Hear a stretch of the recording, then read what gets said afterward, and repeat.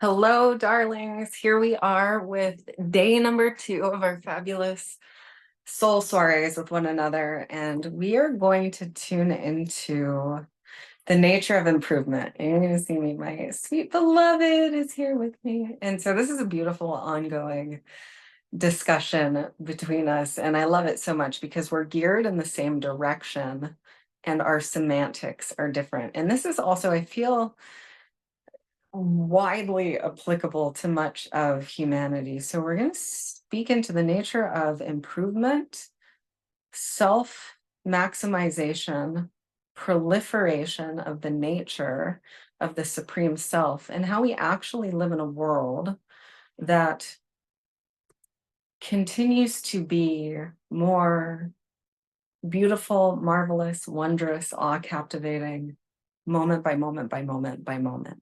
Now, the foundation of reality is integrity itself. It is a perfect, harmonic, grand design of precising geometry and mathematics. Now, this design of grace, of pure power, of omniversal love, the infinite, vast, cosmic own, the resonance of love and eternity itself, is the structural foundation of our beingness, of who and what we are.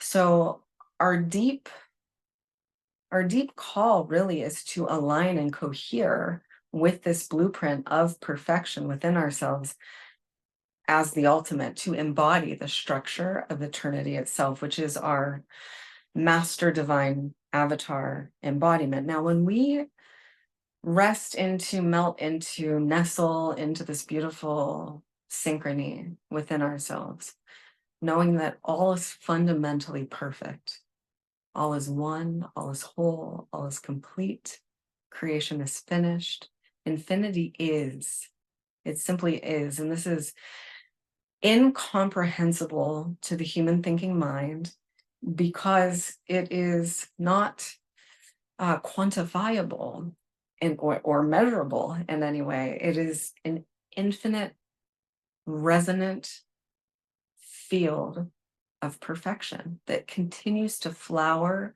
and proliferate upon itself. So we're going to circle back to notions of improvement. So in the realm of the small self, the finite self, there can be a pulse, a desire, a compelling force within that moves one to ceaselessly get better, improve, advance. Now, these are all words that we can utilize in multiple context. So I want to actually I'm going to create a duality here for the sake of this teaching. So on one side, we're going to hold the perspective of the finite self, and on the other side, we're going to hold the perspective of the infinite self. Now, from the perspective of the finite self that does not fully know and is not completely synchronized with its own intrinsic blueprint and pattern of eternity, its own innate perfection and wholeness, the striving to become better, to improve, to develop, to grow into one's full potential is generated, no matter how subtle or overt, from a core of incompletion. There's still something yet to be had, a gap to be filled, something to be satisfied, something is missing.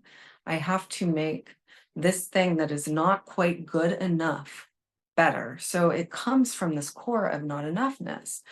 And it's a driving force in many beings' lives to attempt to complete themselves through their creation. And so there's a constant compelling force in that. We don't really ever grant ourselves the opportunity to fully savor the beauty, the majesty, the perfection of the masterpiece of our own being, because there's always something to be enhanced. getting into these subtle spaces. So now we shift into the perspective of the infinite self, which knows itself as perfect, full, complete, infinite prosperity made manifest. Again, as I shared in our last transmission, this is a manifestation of light. All that is in our perceptual cortex, all that we see in physicality, which is about 0.0000 to the fourth decimal, 1% of what we view is physicality. And this is all a manifestation of light.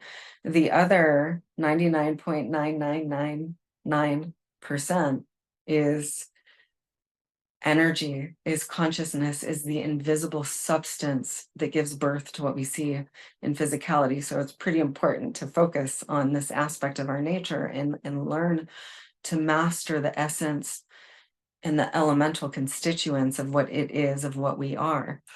So from the vantage point of the infinite self, it's feeling, it's knowing, it's resonating in harmonic accord with its own perfection. It is rested into the center of the infinite heart, and it is able to take a panoramic view of the masterpiece of its own existence and see perfection, see wholeness, see oneness, see beauty, see the miracle of its own existence in creationary tapestry of being.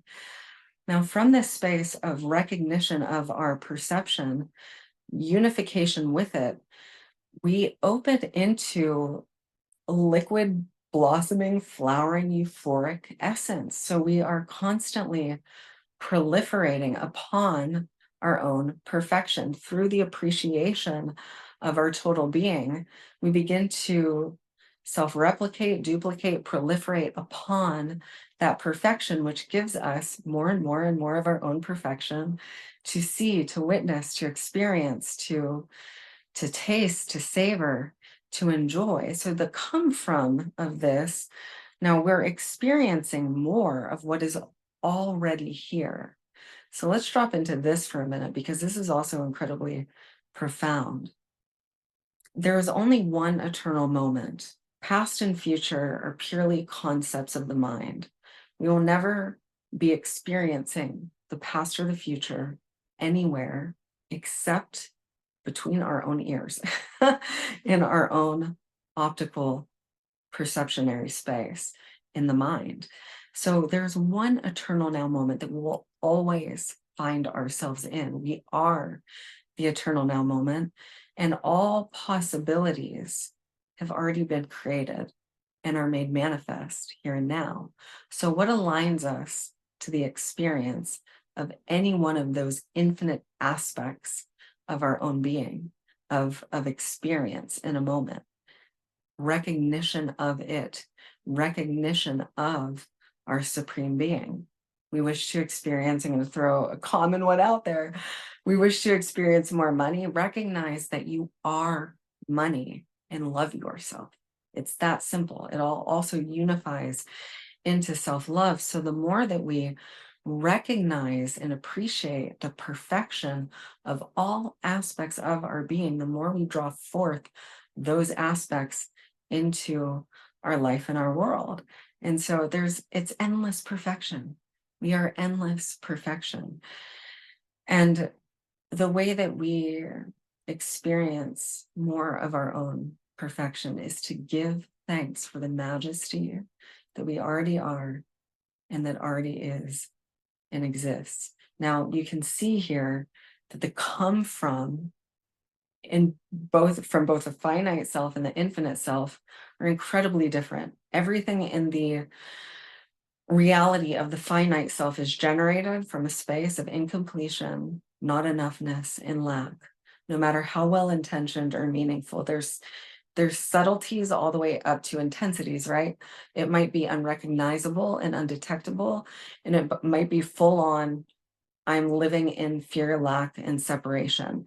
And there's different frequency signatures and bandwidths to that full range of how we experience that. From the perspective of the infinite self, I am whole, complete, infinite, awesome, everything. And I can experience any aspect of myself that I wish to in this moment. And what already is right here, right now in front of me is amazing. It is pure beauty, pure wonder, pure. It's like seeing everything with brand new eyes, like the eyes of a child in every moment. We're all captivated no matter what. And we can choose to flow into, move into, perceive, and give thanks for any aspect of ourself, to align ourselves with it through the perception of it. So self-recognition, recognizing an aspect of our own being and appreciating it. And it'll begin to populate in our experience, in our reality, though it's not essential for us to feel whole and complete, because we are thankful for the isness of what is right before us. So both can create similar outcomes, but the degree of enrichment, fulfillment, satiation, and freedom are completely different from both of these spaces. I love you so much. He's like a little, like in your Zen space. So is there anything else? I'm just going to ask him here while we're live. Is there anything else on that to clarify? So it's like the movement is different, right? Like when we're anchored into the perfection, we're at one, we're in harmony, and we're just blossoming more and more into our own innate perfection, experiencing more wonder, more marvel, more of the awesomeness that we are from wholeness. And from the finite self, it's never enough, and it's likely not ever going to be enough. There's a striving that can never be fulfilled, that never ends, that never completes itself. So there's something there that there's always a tinge of something is missing.